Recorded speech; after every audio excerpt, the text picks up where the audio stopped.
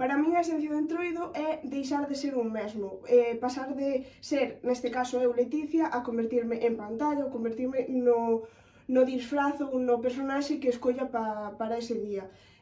Romper un pouco co cotidiano, cas normas, cas regras que temos no día a día, é escapar de eso, do cotidiano. Si perdemos a esencia que temos no Entroido de Xinzo, de sátira, de humor, de interactuar cos veciños, de xerar comunidade, perdemos o que é o Entroido.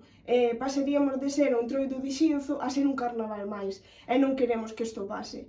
Desde a Asociación da Pantalla traballamos moito isto, temos moi presente o que é a tradición, a esencia, o respeto ás nosas máscaras, aos nosos disfraces. Traballamos para que a tradición non se perda, pero ao mesmo tempo temos que ter claro que temos que evolucionar e ir cos tempos. Entón, traballamos para que non se perda a tradición e ao mesmo tempo imos adaptándonos aos novos tempos e de alguma maneira evolucionando, para evitar eso, que non se perda a esencia do Entroido. Non perder a esencia é intentar seguir transmitindo o que nos transmitiron os nosos antepasados, que os nosos nenos e nenas sigan mantendo ese espírito de Entroido que hai en Xinzo e, sobre todo, pois, o máis importante do Entroido, que é a máscara da pantalla, o traxe da pantalla.